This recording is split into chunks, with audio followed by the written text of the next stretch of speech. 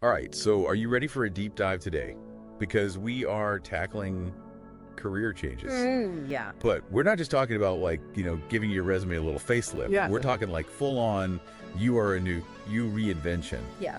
And to help us with this, we are dissecting your notes and a really fascinating interview with a career and expat coach named Michelle Clark. Okay. And this was from the No BS Job Search Advice podcast. I've heard of them. Yeah. So she seems like she really knows her stuff. Mm-hmm. And one of the things that she really emphasizes is that this idea of a career change, it's really about so much more than just switching out your job title. Yeah, you're not just slapping a new coat of paint on the same old thing, are you? Exactly. It's about really aligning who you are at your core with what you're doing. It's a lot deeper than some people think. And that can feel kind of scary, right? Absolutely, it's stepping into the unknown. But Michelle actually says that feeling of fear, that like, oh my gosh, what am I doing, is actually a good sign. Yeah, it means that you're open to like new possibilities. Okay, so it's like a positive indicator that you're on the right track. I like that way of looking at it. Me too. Instead of being so afraid of that feeling, it's like, no, this is good. This means I'm on the right track. Yeah, lean into that discomfort. I like that. So where do you even begin with this whole process? Well, it sounds like one of the first things Michelle has her clients do is really dive deep into their values. Okay, values clarification, that's huge. Yeah, and not just like making a list, but really defining what those words mean to them. Oh, I get it, because like success could mean a million different things to a million different people. Exactly. Like for me, success for a long time, I thought it meant, having a corner office and like this fancy title. Mm-hmm. But then I realized that what I really wanted was flexibility and freedom.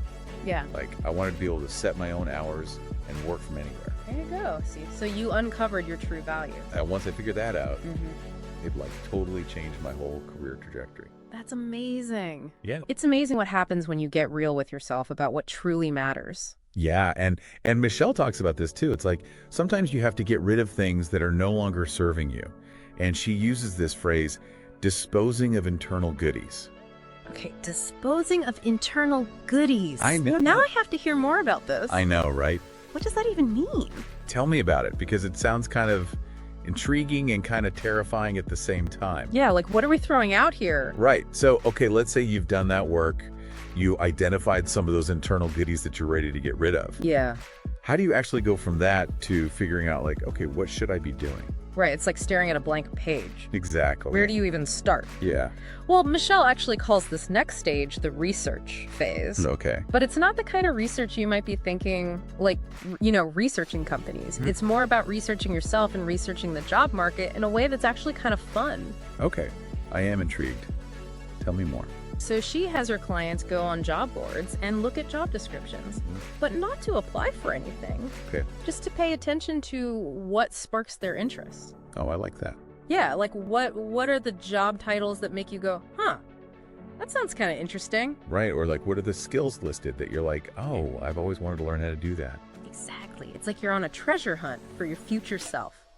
I love that analogy. Yeah. And I think it's really smart because it takes the pressure off of like having to have it all figured out. Right. Because I think so often we get stuck in this like, I don't even know what I'm looking for mode. Yeah. And this is like a way to kind of just explore and see what's out there. Totally. And you might surprise yourself with what you discover. Yeah. And it's funny because she gives this example of this guy who used to work in like a really high level government position. Okay.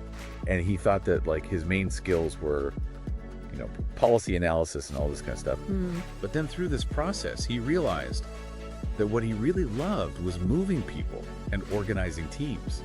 Interesting. And so he ended up like completely shifting his career to do something that was more aligned with those skills. That's so cool. And it makes sense because we can get so caught up in like the label of what we do, Right. that we forget about the actual skills and passions that we're bringing to the table. Totally. And I think this research phase can really help with that because it allows you to kind of see your skills and your experience in a new light. Absolutely. And it also helps you identify any gaps or areas where you might want to develop new skills, Oh yeah, that's a good point. which can be really exciting too. Yeah, like giving yourself permission to like learn something new and grow. Exactly. And that kind of ties into the next thing Michelle talks about, which is personal branding. Okay, but like not the cheesy kind of personal branding. No, not at all. Because I feel like that word sometimes has such negative connotations. I know what you mean, like those elevator pitches. Oh, yeah. It's also forced. Yeah, so what does she mean by personal branding? Well, she's all about bringing your full authentic self to the table, quirks and I love that. yeah, like she even encourages people to share their passions and interests online. Even if they seem like totally unrelated to their career. Exactly, because those things are still part of who you are. Right, like I might be a lawyer, Yeah. but I also might be like a huge knitter. Mm-hmm. And that's okay to share that part of myself. Absolutely. In fact, it might even make you more memorable. Right, because it makes you more human. Exactly. It's about standing out from the crowd in a way that feels genuine and authentic. Yeah, and I think in a world where everyone's trying to be so perfect and polished online, Oh, tell me about it. it's like those imperfections and those quirks that actually make you more relatable Oh, and more likely to connect with people on a deeper level. exactly, because people can spot a fake a mile away. Oh, yeah. But when you're genuinely enthusiastic about what you do and who you are, that shines through. Yeah, and that enthusiasm is contagious. It makes people want to learn more about you and what you have to offer. Exactly. Okay, so you're embracing your authentic self. You're excited about the possibilities. Yeah. But then comes the scary part, right? Actually putting yourself out there, Oh, yeah. like actually taking action. That's where the rubber meets the road. Exactly, and that's where Michelle talks about this idea of experimentation. Okay, so tell me more about this experimentation phase. So it's like career change is like kind of like jumping off the high dive, Yeah, there's that element of risk, isn't there? but you don't just like jump off the high dive without like knowing how to swim. Exactly. It's about building those skills and that confidence before you take the plunge. Okay, so how do we do that? Well, Michelle says to think of it like learning any new skill. Okay. Like you wouldn't expect to just wake up one day and be able to play the piano like a concert pianist, right? Right. It takes practice and it takes experimentation, and yes, it probably takes making a few mistakes along the way. Yeah, I am very familiar with the making mistakes part. But those mistakes are how we learn and grow. That's a good way to look at it. So instead of beating yourself up for not having it all figured out, embrace the wobbly figuring it out stage. Okay, no more beating myself up. I can get behind that. Okay. But that does bring up the whole like interviewing thing. Oh, yeah. Because even for someone who's not making a big career change, interviews are terrifying. Oh, tell me about it.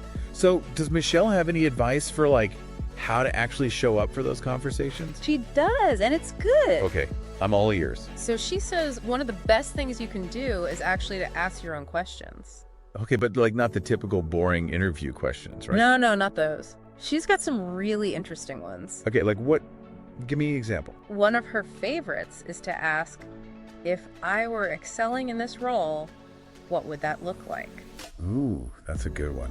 Right, because it shows that you're already thinking about what success looks like, and it shows that you're ambitious and you're driven. Yeah, and it's also a way to like kind of get them to be more specific about their expectations. Yeah, exactly, because sometimes job descriptions are kind of vague. Well, for sure. And this is a way to be like, okay, but what does that actually mean in practice? I like that. And I bet it makes you stand out from other candidates. Definitely, because most people are so busy trying to impress the interviewer that they forget to actually ask questions. That's so true. And then she has another one that's even bolder. Okay, hit me with it. She suggests also asking, if I'm not excelling, how will you let me know? Whoa. Okay, that is bold. Right. But I kind of love it. It's like you're saying, I'm here to learn, and I'm not afraid of feedback. Exactly. It's like acknowledging that you're not perfect, Yeah, and that you're open to growth. which I think is such a valuable quality in an employee. Oh, absolutely. And it shows a level of self-awareness that a lot of people just don't have. It's refreshing to hear somebody ask for that feedback up front, Right, because let's be real, most people don't actually want feedback. especially not when it comes to their job performance. But by asking for it up front, you're showing that you're different. Yeah, you're showing that you're serious about growth and development. Exactly. This has been so eye-opening. Like, my mind is officially blown. Mine too, and we've covered a lot of ground, haven't we? We really have, from like facing the fear of change Yeah. to embracing our authentic selves. Rocking those job interviews. I know, right? And let's not forget about those internal goodies that we need to dispose of. Because sometimes letting go of the old is the best way to make room for the new. So true. So if you're feeling stuck in your career, remember, you are not alone. There's a whole world of possibilities out And there. it all starts with taking that first step. even if it's a small one. Exactly. Yeah. So what resonated most with you from today's deep dive? What internal goodies are you ready to let go of? Head over to our social media and let's continue the conversation.